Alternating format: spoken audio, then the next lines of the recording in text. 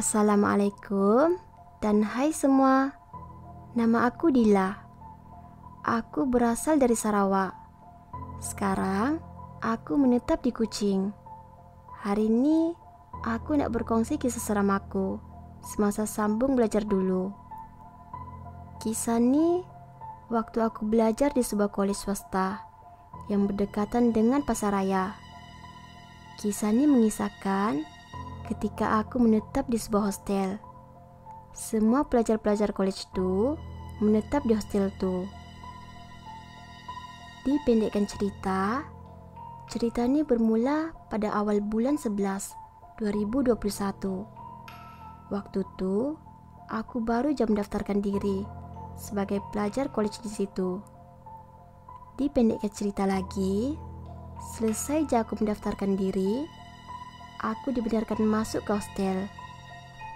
Dalam perjalanan menuju ke hostel itu bersama ibu, abah, dan adik-adik aku merasakan tak sedap hati.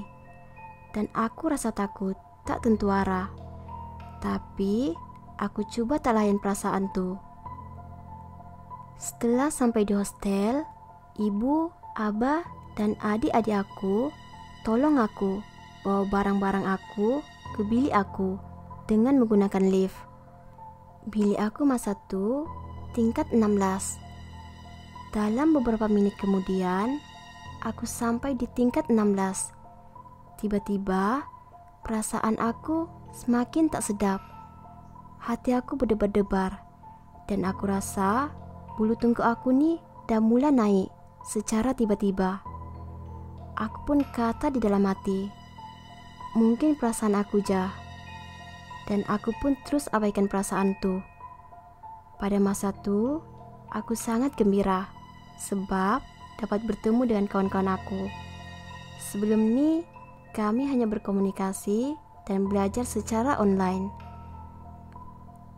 Setelah beberapa hari selepas tu, salah satu daripada kawan aku ni minta aku untuk masak mie goreng. Kami pun pergi ke pasaraya untuk beli bahan-bahan untuk buat mie goreng tu. Pada petang tu, aku pun masak mie goreng di dapur. Manakala kawan-kawan aku di ruang tamu sambil bermain telepon. Waktu aku bersorangan masak di dapur tu, aku rasa macam diperhatikan oleh seseorang. Aku betul-betul merasakan sedang diperhatikan. Waktu aku melihat sekeliling, tidak sesiapa pun yang memerhatikan aku. Aku abaikan perasaan aku tuh, sebab aku tak mahu ada perasaan takut yang timbul. Setelah selesai aku masak, kami pun makan di ruang tamu sambil berbual-bual. Setelah selesai makan, kami pun masuk ke bilik untuk rehat dan buat kerja masing-masing. Pada pukul 9.34 malam, aku baring di katil aku. Katil aku masa tu di tingkat atas, dan di bawah katil aku adalah kawan aku. Tengah-tengah baring tu, aku pun video call dengan tunang aku. Tengah-tengah video call, aku terdengar bunyi budak berlari dekat tingkat atas. Masa tu, aku tergamam dan aku cuak. Tunang aku heran, kenapa aku terdiam? Tunang aku ni pun tanyalah kataku, kenapa diam ni? Lepas tu, aku suruh tunang aku ni dengar betul-betul apa yang aku dengar. Yah, tunang aku pun dengar apa yang aku dengar tadi. Lepas tu, aku teringat balik apa yang kawan kampung aku cakap dekat aku dulu. Dia pernah cakap dekat aku yang tingkat 17, 18, dan 19 tu adalah kawasan larangan. Dan tak ada satu pun yang duduk dekat tingkat tu. Aku pun hairan lah, kenapa ada bunyi budak-budak berlari dekat tingkat atas. Lepas tu, tunang aku suruh aku tidur dan baca ayat kursi. Keesokan paginya, aku tertanya-tanya tentang apa yang aku dengar semalam.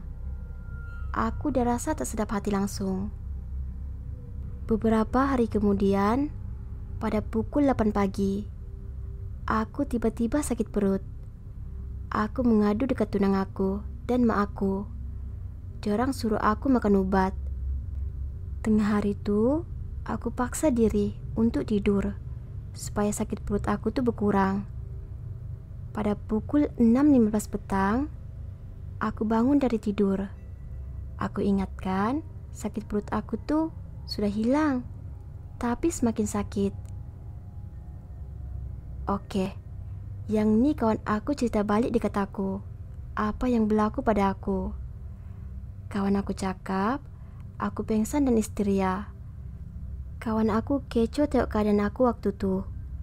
Kawan aku cakap, sewaktu aku histeria, aku pegang dan usap rambut dan perut aku, sambil mengeluarkan darah dari mulut. Kawan aku cakap, yang aku duduk dalam keadaan mengkangkang di atas katil, sambil mengusap rambut dan perut. Malah, diorang juga cakap, aku ketawa mengilai. Pada malam itu, bapak saudara aku dan istrinya nih bergegas tengok keadaan aku. Rakan-rakan aku di bilik lain kecoh tengok keadaan aku yang semakin teruk. Diorang coba panggil senior dan juga ustadz untuk selesaikan keadaan aku.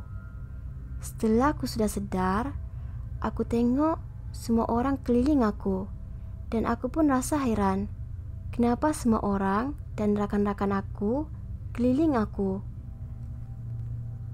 Aku pun tak faham dengan situasi aku waktu itu. Itulah pengalaman aku waktu berada di hostel itu. Sangat seram dan misteri.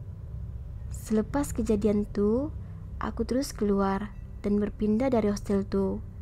Sebab hostel itu tak selamat untuk diri aku. Ada orang cerita dekat aku, nama benda yang merasuk dalam badan aku tuh. Dia non-muslim, dan dia adalah penghuni hostel itu.